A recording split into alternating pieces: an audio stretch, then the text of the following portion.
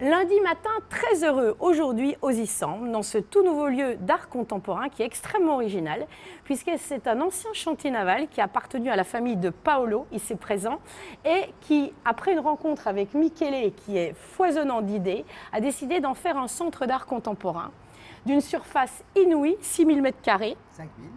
5000, et qui accueille déjà 50 œuvres d'art, dont des œuvres d'art monumentales, des plus petites. Et c'est un lieu qui est dans l'esprit de l'architecture même du lieu, un lieu extrêmement ouvert entre ciel et mer. C'est magnifique, Paolo. Alors raconte-nous comment finalement, en très peu de temps, vous avez mis au point ce lieu, puisque de la rencontre avec Michele est née cette idée, et en 6 mois, la chose est sortie de terre presque. Cet ancien chantier naval qui a été ouvert dans les années 60 a été fermé il y a quelques années. Il était fermé et grâce à la rencontre et un passage avec mon ami Michele et notre passion pour l'art contemporain, nous avons décidé, sans trop réfléchir d'ailleurs, de donner un grand coup de nettoyage, mise aux normes et reprendre dans le style de ce bâtiment qui est un bâtiment assez original inspiré des années 60. Et pour accueillir une série d'œuvres que nous allons voir tout à l'heure, qui vont d'œuvres monumentales et d'œuvres beaucoup plus petites. Et voilà, donc Michele s'est occupé de la partie artistique, je me suis occupé de la partie des travaux et logistique, puisque avec un certain nombre d'amis qui ont permis d'ouvrir ce lieu il y a une dizaine de jours entre la mer donc, et le ciel. Alors donc Paolo est un ancien banquier, tu as travaillé 25 ans chez Paribas, beaucoup d'années à Londres. Et Michele, toi tu es un artiste dans l'âme, collectionneur depuis l'âge de 7 ans. Ce garçon, plutôt que jouer au Playmobil, allait donc faire les puces aux grandes dames de sa maman. Oui, exactement. Donc tu es né dans le beau, tu aimes le beau, tu es collectionneur toi-même et tu as finalement de manière assez étonnante, enfin très efficace, réuni beaucoup d'œuvres en très peu de temps, en quelques mois, à partir de collectionneurs, d'amis collectionneurs, de galeristes. Des artistes aussi, bien sûr. Donc on a appelé les artistes, les collectionneurs et on a réussi à réunir tout ça que tu vois aujourd'hui. Merci d'être venu. Ah ben, c'est un grand plaisir de découvrir un lieu auquel on accède par la mer depuis Saint-Tropez, en bateau-taxi, et qui est donc ouvert depuis début juillet, qui sera ouvert sur rendez-vous à l'année, et qui a véritablement cet intérêt, c'est pour ça qu'on est ici aussi, qui est dans l'esprit de démocratiser l'art contemporain, c'est-à-dire de sensibiliser les jeunes esprits à l'art contemporain, comme on sensibilise, n'est-ce pas, les jeunes palais au vin. Au vin, absolument. Voilà, l'art contemporain. Il faut commencer très tôt, parce que l'art contemporain est quelque chose qui s'apprend avec le temps et il faut goûter très tôt et en voir beaucoup pour définir son propre goût, un peu comme dans le vin. Voilà, comme d'ailleurs c'est ton histoire à toi finalement, Michele, puisque tu as grandi entouré d'œuvres d'art, t'en appropriant, en achetant toi-même avec ton premier argent de poche, tes petits sous. Voilà, et donc c'est un lieu qui est donc ouvert, c'est pas un lieu endogamique entre initiés, on cherche à partager ce qu'on aime, n'est-ce pas? C'est un lieu qui est ouvert aussi, comme l'architecture du lieu, au pourtour méditerranéen et également aux pays arabes, puisque vous hébergez un musée virtuel. Tout à fait. C'est le musée de Basma Sulaiman qui s'appelle Basmoka. C'est un portail virtuel qui en fait casse toutes les barrières d'espace et de culture. Donc elle monte toute sa collection dans ce musée virtuel.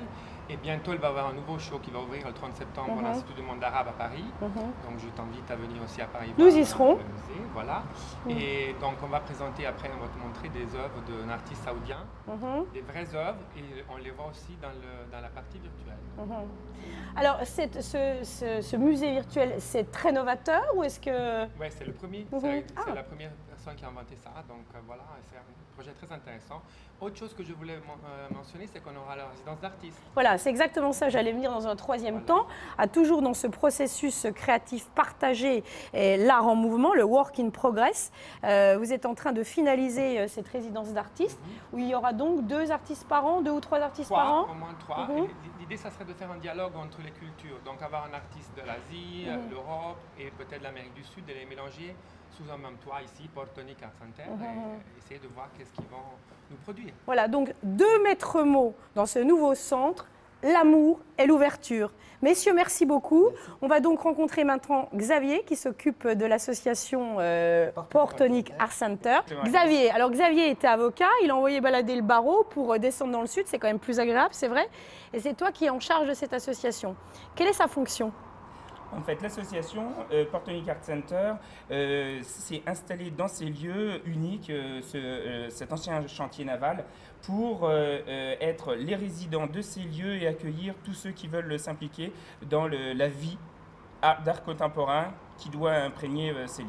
Donc autant les expositions pour la période estivale, la résidence d'artistes, que même le tissu local, les gens qui s'intéressent, les écoles qui voudraient visiter, et toutes les personnes qui, durant toute l'année, veulent garder un contact avec Portonic Art Center pour s'inscrire dans les prochains événements et également pour s'intégrer dans la vie locale. Voilà, alors lieu ouvert, comme je le disais tout à l'heure, véritablement, où un centre aéré, une école, des gens en vacances peuvent venir sur rendez-vous pour le moment, découvrir cet environnement, s'y sensibiliser, etc. Donc toi, tu vas être là majoritairement à l'année ou comment ça va se passer? L'association, effectivement, veut ancrer sa présence toute l'année et organiser des événements avec des ampleurs différentes selon la fréquentation pour effectivement que... Quel genre par exemple d'événements Des expositions, donc les temps forts seront effectivement l'été car la région accueille beaucoup de personnes, mais en temps plus calme, il reste des personnes et on veut être ouverte à ces personnes-là, échanger avec elles et partager nos découvertes dans l'art contemporain et leur apporter cet élément d'animation de cette région qui est tellement animée l'été et qui nécessite quand même d'avoir cette vie en basse saison et on s'inscrit dans cette volonté plus générale. C'est une très belle balade d'automne à envisager ou même de printemps, n'est-ce pas? C'est vrai que d'un coup de bateau, on arrive ici, d'un coup de voiture dans la saison plus calme. C'est extrêmement simple et donc c'est un lieu, comme je le disais, unique. En tous les cas, il y a évidemment tout le MUI qui est dédié à l'art contemporain aussi, ce qui d'ailleurs fait une correspondance pour les amateurs d'art et Dieu sait s'ils sont nombreux dans la région. Et on est très fiers de vous présenter ce lieu-là, tenu par des gens jeunes et passionnés. Merci beaucoup. On va donc maintenant aller découvrir les œuvres. Merci Agnès. Alors nous sommes maintenant dans la partie showroom du Portonic Art Center, une partie qui fait 250 mètres carrés sur laquelle il y a 40 œuvres et dont un artiste, moi que j'aime particulièrement, qui s'appelle Thomas Saraceno. Alors cet artiste est argentin, il expose également dans la galerie Jean-Gabriel Mitterrand qui vient d'ouvrir ses portes au MUI et c'est un choix de Michael Thomas. Oui, c'est un ami, c'est un grand artiste, j'aime beaucoup et j'apprécie son œuvre parce qu'il mélange le thème de l'écologie avec l'art contemporain. Voilà. Et d'ailleurs, il sera donc présent à Paris au moment du sommet des Nations Unies. Au Grand Palais, exactement, avec deux énormes boules. Voilà, donc c'est un artiste qui effectivement est impliqué dans les questions environnementales. Voilà, et qui travaille avec des matériaux qui sont en résonance avec les éléments. Absolument. Alors là, on est devant une œuvre qui s'appelle le Centre du Soleil. Bon, je précise que déjà, dans ce lieu même, on est au centre du Soleil, n'est-ce pas? Et nous avons derrière cette œuvre très poétique, colorée, qui s'appelle Forme. C'est la bulle de savon. Voilà, un jeune artiste à suivre, une petite star dans le domaine de l'art contemporain qui n'a que 42 ans. Exactement. Alors maintenant, œuvre voisine de celle de Saraceno, l'œuvre de Flavie Odi. Une jeune artiste libanaise qui crée des nuages avec du verre de Murano. Qui est une œuvre relativement abordable, puisque d'ailleurs, je le précise, parce qu'on n'a pas du tout parlé d'argent, parce qu'on est emballé par le lieu. Tu as des œuvres qui coûtent de 7 000 € à 1,5 million. Oui, on peut même trouver de 2 000 € à 1,5 million. Mais cette petite, par exemple, qui est une œuvre très poétique, plutôt féminine, je trouve, est à partir de 7 000 €. Absolument. Voilà. Absolument. On continue. Alors, après la poésie, les pneus. Alors, des traces de pneus sur acier d'un très célèbre artiste jeune américain qui s'appelle Aaron Young et qui est exposé ici avec une petite série de panneaux d'une période où il y a des traces avec de la moto et se donnait ces grands panneaux d'acier. Et en dessous, nous avons un artiste qui expose dans la partie monumentale, c'est ça, qui a fait ce tractopelle dentelé. Et là, qu'est-ce que c'est? Alors, on a l'ouverture du portail sur le monde par Wim Delvoye qui était l'artiste qui a fait une œuvre monumentale donc sur tout à l'heure et qui a ce portail très original à venir voir. Alors, c'est un portail où Monsieur Prop est en train de montrer toute sa force et est écrit sur la porte « Cloaca ». Pourquoi donc? Alors c'est un jeu de mots qui est un mélange entre Coca-Cola et cloaque, donc ça s'appelle Cloaca. D'accord, alors on associe comme on veut.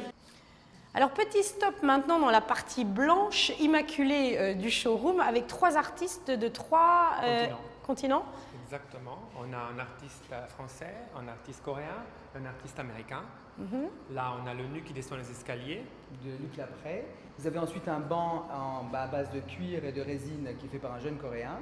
Et un très beau voile de résine qui tient debout tout seul par un Américain de Houston qui s'appelle Joseph Havel. C'est vrai que l'effet visuel est surprenant, hein, absolument. Et là, ça évoque quand même un peu Fontana ou je dis une bêtise? Absolument, c'est un mélange entre Fontana et Duchamp. Oui. C'est une œuvre assez originale d'un jeune artiste qui a voulu... Et puisqu'on parlait de Marcel Duchamp, encore un artiste français qui a été un des sélectionnés l'année dernière pour ce fameux prix, Théo Mercier.